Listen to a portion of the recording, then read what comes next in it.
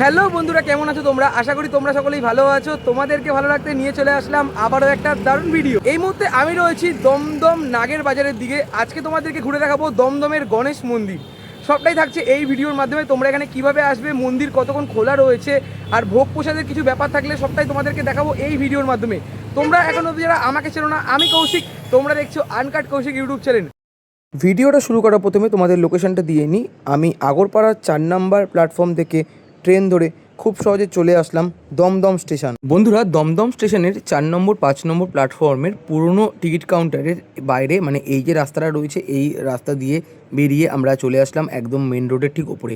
এখানে যেমন রয়েছে নতুন টিকিট কাউন্টার, এই পাশ থেকে তোমরা নাগের বাজার যাওয়ার জন্য অটো, টোটো এবং বাস পেয়ে যাবে। আজকেও আমাদের যেতে হবে নাগের বাজারের দিকে। আগের দিন যখন এসেছিলাম তখন তোমাদেরকে দেখিয়েছিলাম দমদমের কেদারনাথ মন্দির। আজকে তোমাদেরকে দেখাবো দমদমের গণেশ মন্দির। নাগের বাজার সংলগ্ন রাস্তা ধরে বেশ কিছুটা হেঁটে, মানে মোটামুটি 10 মিনিটের হাঁটা পথে আমি চলে আসলাম হনুমান মন্দিরের একদম সামনে। হনুমান মন্দিরের পাশের রাস্তা ধরে যদি আমরা সোজা চলে যাই তাহলে পড়ছে জগন্নাথ মন্দির, সামনে রয়েছে ক্লক টাওয়ার, ক্লক টাওয়ারের পাশের খালের রাস্তা ধরে চলে গেলে পড়ছে কেদারনাথ মন্দির। আমরা কেদারনাথ মন্দির তোমাদেরকে আগের দিন দেখিয়েছিলাম। আজকে আমরা ক্লক টাওয়ারের পাশে যে ব্রিজ রয়েছে এই ব্রিজের রাস্তা ধরে চলে যাব দমদমের গণেশ। দমদম ব্রিজ থেকে মোটামুটি 5 থেকে 7 মিনিটের হাঁটা পথে আমি চলে আসলাম মতিঝিল লেখা রয়েছে, তোমরা দেখতে পাচ্ছ। সামনে রয়েছে ইস্কন মন্দির, ইস্কন মন্দিরের গেট এবং মতিঝিল লেখা রয়েছে। আর তার উল্টো পারেই রয়েছে বাসন্তী সুইটস। বাসন্তী সুইটসের এই যে পাশের রাস্তাটা রয়েছে, এই রাস্তা ধরেই আমরা চলে যাব দমদম গণেশ মন্দিরের দিকে। মেন রাস্তা ধরে বেশ কিছুটা গেলেই পড়ছে নাগের বাজার, মানে নাগের বাজার থেকে খুব সহজে তোমরা চলে আসতে পারো বাসন্তী সুইটসের একদম সামনে। বাসন্তী সুইটসের সংলগ্ন, মানে গা লাগানো যে রাস্তাটা রয়েছে, এই রাস্তা ধরেই আমরা পৌঁছে যাব দমদম গণেশ মন্দিরের দিকে। বাসন্তী সুইটসের গা লাগানো রাস্তাটা ধরে মোটামুটি 5 মিনিটের হাঁটা পথে আমি চলে এসেছি বগুলা মায়ের মন্দিরের একদম সামনে। তোমাদের ল্যান্ডমার্ক দিয়ে দিলাম। বগুলা মায়ের মন্দির আমি অন্য কোনো একটা ভিডিওতে তোমাদেরকে দেখাবো।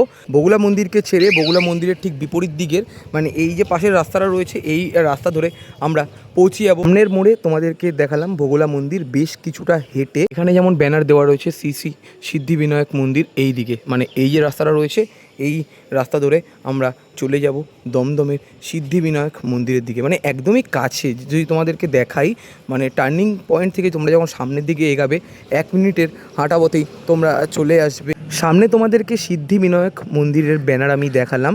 মোটামুটি এই মোড় থেকে 5 পা হেঁটে আসলেই তোমরা পেয়ে যাবে গৌরীপুত্র সিদ্ধিবিনায়ক মন্দির। এই রয়েছে মেন গেট। এই গেট থেকে আমরা আস্তে আস্তে করে ভেতরের দিকে প্রবেশ করব। যদি তোমাদেরকে দেখাই, এখন ঘড়িতে প্রায় 5টা 10, 5টার সময় মন্দির ওপেন হয়ে গেছে। সমস্তটা তোমাদের সাথে শেয়ার করছি। আমরা তো দিনের বেলা এসেছি, রাত্রিবেলা আসলে যখন এই লাইটগুলো গাছগুলোর মধ্যে জ্বলবে, অসাধারণ লাগবে দেখতে। মেন গেটের সামনে যেমন লেখা রয়েছে গৌরীপুত্র সিদ্ধিবিনায়ক মন্দির, গেটের 2 পাশে, মানে এই পাশে এবং এই পাশে স্বস্তিক চিহ্ন আঁকা রয়েছে। এই গেট থেকে যদি আমি আস্তে আস্তে, মানে মেন গেট থেকে যদি আমি আস্তে আস্তে ভেতরের দিকে প্রবেশ করি, এখানে দেখো মন্দিরের সামনে কত সুন্দর গাছগাছালি দিয়ে কত সুন্দর করে সাজানো রয়েছে। এখানে যেমন মন্দির কখন বন্ধ হয় কখন খোলে সমস্ত ডিটেল দেওয়া রয়েছে।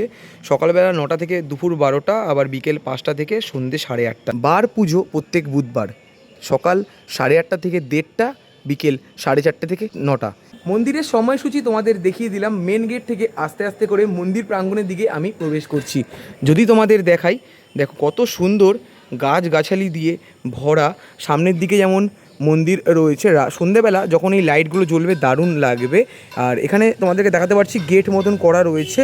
এই গেট থেকে আমরা আস্তে আস্তে করে ভেতরের দিকে প্রবেশ করছি এবং সামনের দিকটা যদি তোমাদেরকে আমি দেখাই, সামনে রয়েছে গৌরীপুত্রা সিদ্ধিবিনায়ক মন্দির, যেটা তোমাদেরকে আশা করি দেখাতেই পারছি। কত সুন্দরভাবে সুসজ্জিত করা রয়েছে, দেখো অসাধারণ লাগছে। ওপরের দিকে যেমন মন্দিরের পতাকা উড়ছে, নীল আকাশে মেঘের বেলা, তার নিচে মন্দির, এবং তোমাদেরকে আশা করি আমি দেখাতেই পারছি। মেন গেট থেকে আমি আস্তে আস্তে করে ভেতরের দিকে প্রবেশ করলাম। মেন গেট থেকে প্রবেশ করলাম, সামনের দিকে আরও এক গেট রয়েছে, আর যেটা তোমাদেরকে দেখালাম কত সুন্দর গাছপালা দিয়ে সুসজ্জিত দমদমের গণেশ মন্দির। আর এখান থেকে আমরা আস্তে আস্তে করে প্রবেশ করব। যদি তোমাদেরকে দেখাই, দেখো এখানে শ্রী শ্রী গৌরীপুত্র সিদ্ধিবিনায়ক মন্দিরের প্রতিষ্ঠা দিবস 7ই আষাঢ়, সপ্তমী তিথি, শুক্লাপক্ষের বুধবার, 6ই জুলাই বুধবার 2022।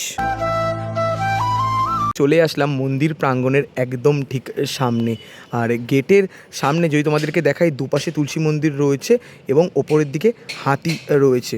আর যদি দেখাই ওপরের দিকটা, দেখো নীল আকাশে মেঘের ভেলা, ধ্বজা উড়ছে।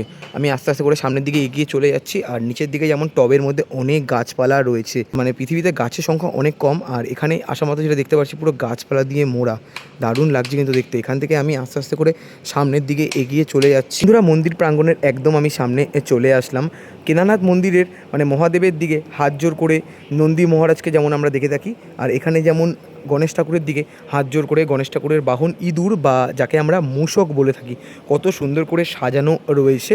দেখো হাতে এখানে গাঁদা ফুল নিয়ে হাত জোর করে রয়েছে। আমি একদম চলে এসেছি মন্দির প্রাঙ্গণের ঠিক ভেতরে। ওপরের দিকে যেমন এখানে ঘড়ি রয়েছে, মহাদেবের অংচিনও রয়েছে। ওপরের দিকে যেমন কত সুন্দর ঝাড়বাতি রয়েছে, আর এখানে যেমন ঘন্টা রয়েছে চারিপাশে। আর ভেতরের দিকটা যদি তোমাদেরকে দেখাই, এই পাশে দেখো, এদিকে যেমন মহাদেব রয়েছে, মহাদেবের পাশে ঋদ্ধি, আর এই পাশে সিদ্ধি, এবং মাঝামাঝি বরাবর যেমন গণেশ ঠাকুর রয়েছে। আর এই পাশেও যেমন একদম ছোট গণেশ ঠাকুর, তার ঠিক পাশে যেমন আরও এক মাঝামাঝি সাইজের গণেশ ঠাকুর। আর গর্ভগৃহটা কি সুন্দর লাগছে দেখো, দু সাইডে যেমন পাখা রয়েছে, মাঝামাঝি বরাবর ঘট রয়েছে। আর এই পাশে যেমন এখানে আমরা যেমন দেখতে পাচ্ছি প্রদীপ জ্বলছে, দেখো কত সুন্দর লাগছে দেখতে।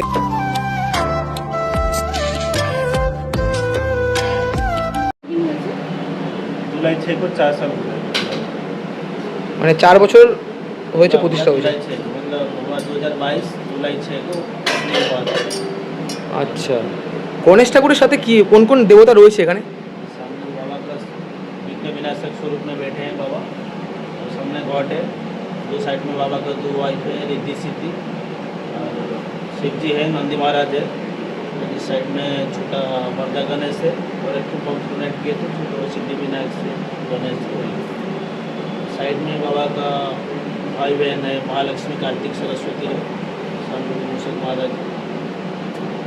हमारा इधर उत्सव होता है जैसे बड़ा उत्सव गणेश चतुर्थी, पहला वैशाख, और प्रतिष्ठा दिवस, और अक्षय तृतीया, शिवरात्रि, दिवाली का सब, बसंत पंचमी और महालक्ष्मी पूजा, सब हमारा बड़ा उत्सव है। मंदिर सुबह का टाइमिंग है सुबह 6 से 12 बजे तक, और शाम को 4:30 से रात 8:30 बजे तक। बुधवार थोड़ा ज़्यादा रहता है, सुबह 6 से 1 बजे तक, और रात को नहीं, शाम को 4:30 से रात 9 बजे तक। पूजा देने का टाइमिंग अगर भक्त लेके आए पूजा देने के लिए, उसका टाइमिंग है सुबह 9:30 से 12, फिर शाम को 4:30 से 6 बजे तक, फिर 7 बजे से 8:30 बजे तक डेली का टाइमिंग। बाकी जैसे अन्नभोग, हमारा इधर अन्नभोग का भी सिस्टम है।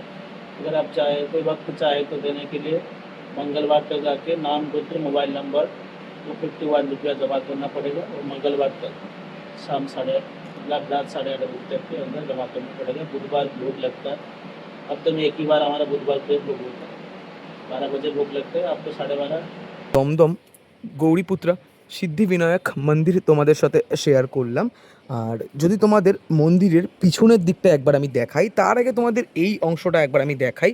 এখানে যেমন প্রত্যেক বুধবার অন্নভোগের বন্দোবস্ত করা রয়েছে, আর কুপন ভোগের যে দক্ষিণা সেটা 251 টাকা রয়েছে। এখানে অন্নভোগের বন্দোবস্ত করা হয়। তোমরা যারা অন্নভোগ নিতে চাইছো তারা মঙ্গলবার সন্ধ্যের মধ্যে নিজেদের নাম এবং গোত্র জমা করতে হবে। ভোগের দক্ষিণা 251 টাকা।